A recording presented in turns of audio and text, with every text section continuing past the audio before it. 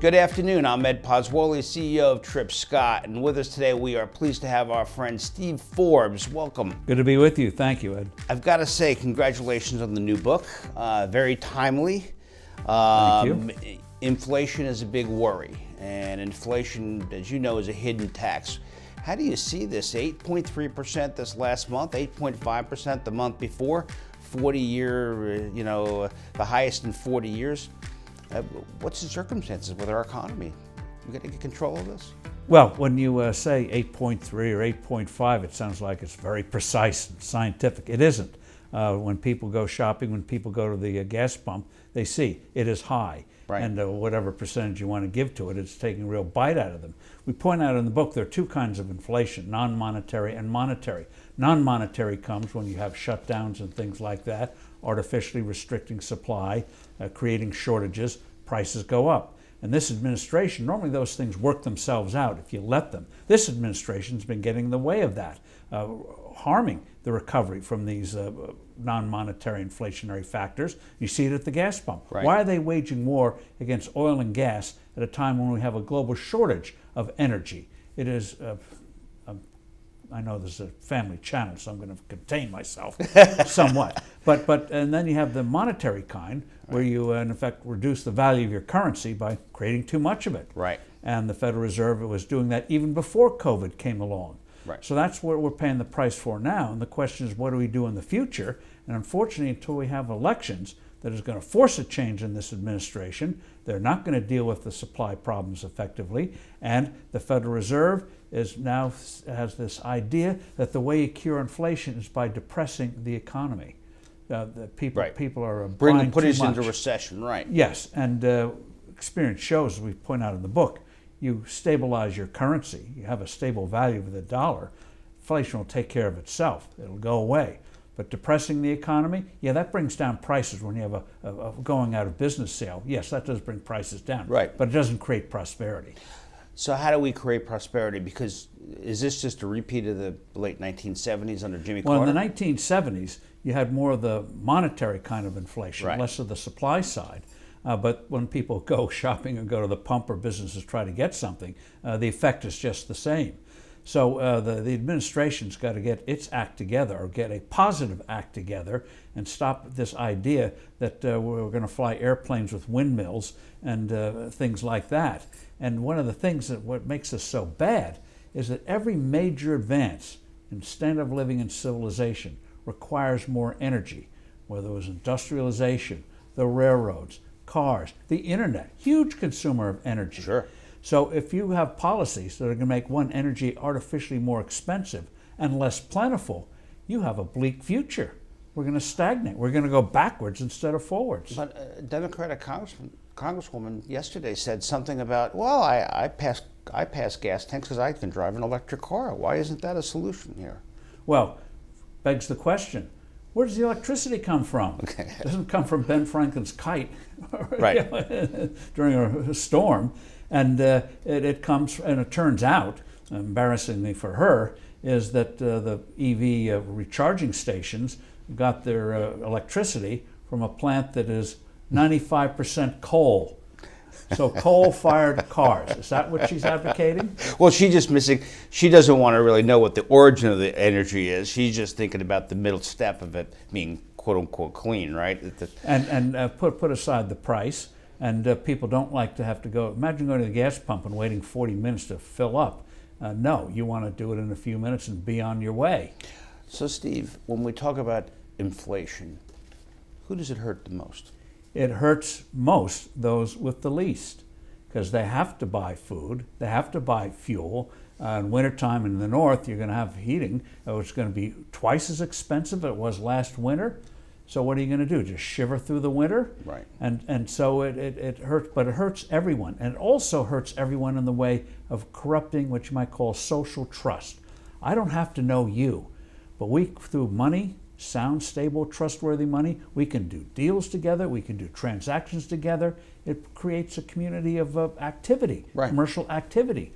When you undermine inflation, what do? You don't understand why it's happening, so you lose trust. You don't make investments in the future because you don't know what it is. And so we end up with a lower standard of living, but also corrosiveness in the sense that we don't interact with people the way we did before. Well, when your dollar doesn't buy the same thing it bought yesterday. Well, you know, it's like, imagine the Federal Reserve was in charge of the Time Bureau, and they decided, hey, we can increase productivity by adding 30 seconds to an hour each day, and that way people will work longer and we at the same pay, and by golly, productivity. Well, people would start to sense something is not right. Right. When the money starts to be fooled around with by politicians, people sense something's not right. They can put their finger on it, but they know something is wrong, and that has bad consequences. Well, we want to welcome you to Florida because we're a free-loving, freedom-loving state. Well, I love the free state of Florida. Free state of Florida. And we've written a little bit about some of the COVID responses, and I know you have too. You have some strong opinions about that. Talk a little bit about how you see the economy. Like, as an example, China is now under another lockdown. How do you think that affects our ability to, Well, this gets to one, why you don't want dictatorships, authoritarian governments. This government of China had to put in a zero tolerance for COVID-19. Sounds great, but it doesn't work in the real world. As we know, lockdowns don't get rid of the disease. Right. It just slows maybe the spread of the disease. So China's wrecking its economy, going into commercial centers, locking people up, starving people for this crazy policy. That just doesn't affect the Chinese. It affects global supply chains all around the world. Did you say China or California? I didn't miss that one, right? Well, it wasn't they're California. interchangeable. Okay. Although in California, they can make changes, as we saw in San Francisco. Right, they did. People spoke, right? In a free society. Right. So those things have consequences. And so that hurts the supply side. And on COVID, one of the things I think that also is corrosive is when they lock people up unnecessarily for months on end.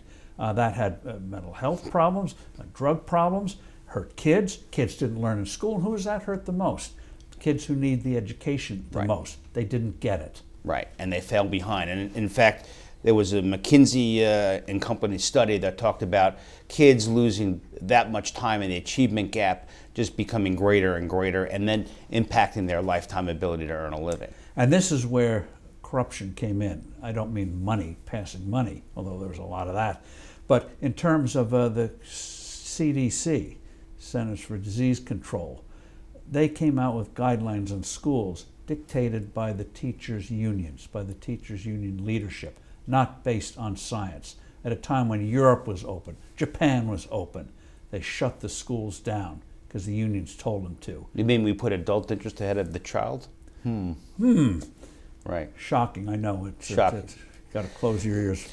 So we do have a governor who's running for re-election come November. I think my hope is that he'll be rewarded. What are your thoughts on how our governor's doing here in Florida? Well, whatever you think of the governor, he has demonstrated he can take the heat. Harry Truman said, if you can't take the heat, don't get in the kitchen. This guy's ready for the kitchen. He can take the heat. He studies things. He masters the brief, as they say in your business. Yeah.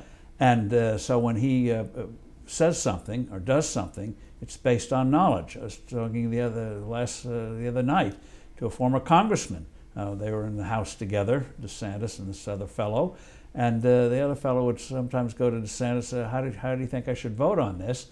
He said DeSantis would give him an answer and the reasons for it. The guy had done the study. He's one of those rare people in Washington who actually knows what's in a bill. Imagine that. That's shocking. All right, shocking. Yeah, we know that about our governor, and he's. I would say this, that particularly smaller business, those who live day to day and keep their businesses open by their own brow, the sweat of their brow. I mean, they were very thankful to the governor to keep those businesses open and alive. Well, and you contrast that to New York, where until recently we had a mayor, his nickname was Bolshevik Bill de Blasio, who for some reason had it in for restaurants. Key industry in New York City, employed 300,000 people. Right. World-class restaurants. Tourists came in part to experience these extraordinary restaurants. Right. And he waged war on them, always trying to find ways to keep them shut down. Why? So thousands went under unnecessarily. Was it about, I mean, you have a lot of experience in New York. I mean, was it about just the exercise of power, or was it a true intention? I think he just is one of these guys who's never done real work in his life and has a chip on his shoulder. He's got big shoulders and a lot of chips on there. And he just had it in for restaurants. He thinks only rich people go to restaurants, forgetting, hamburger stands, things like that, right. Little things like that. And so he made life miserable for them, absolutely unnecessarily. Steve, I saw a podcast of yours that you mentioned somebody, basically a country outside of, outside of America, looking at internationally, who did things and responded to COVID a lot differently. We're talking about Sweden. And describe what the results of that experiment was. Well, the Swedes from the beginning decided they weren't going to go for massive lockdowns.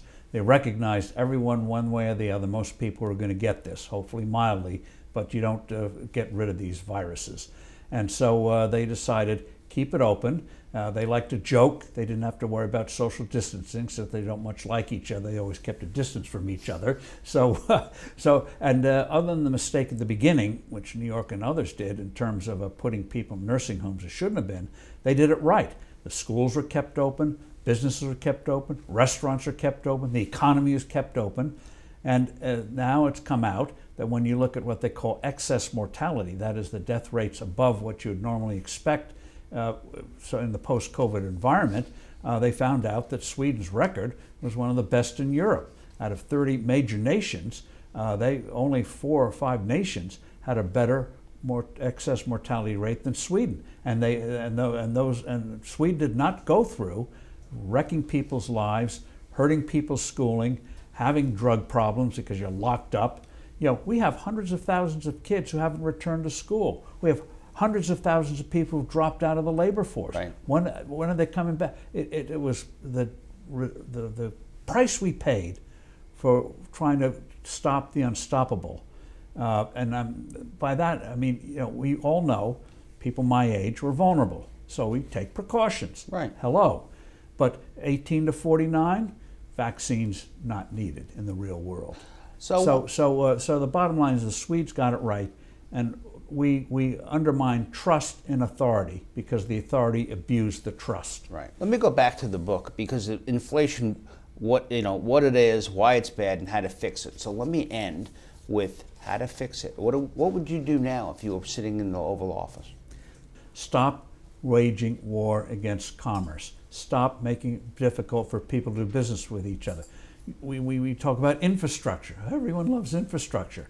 This administration's just put in rules that's going to make it even more difficult to get a project approved. Right. Hello? What's the purpose of that? Stop waging war on oil and gas. We have a real energy shortage. We've got a real problem for the next year and a half until we can ramp up production again. On the monetary side, stabilize the value of the dollar. Now, I like the gold standard, but others don't. But in the late 80s and 90s, for part of the 90s, Alan Greenspan, who's then the head of the Federal Reserve, informally tied the dollar to gold and to commodity prices. Right. Sloppy, but it worked. Called it the Great Moderation. So you don't have to. We had a lockdown. Now the Fed wants its version of a lockdown by depressing the economy because they think that's the way to cure inflation. That's the way to cure make a decent economy or struggling economy into a bad economy. And you would agree that inflation, in whatever the cause, is basically a hidden tax, particularly harder hit on the lower income side. It's a hidden tax. When they create money out of thin air, where does that come from? In higher prices, less productivity, less real wage gains. You feel you're falling behind instead of getting ahead. That's the price you pay. And it's one we've been doing, humanity's been doing for 3,000 years. You think after 3,000 years they would learn. So we need remedial education.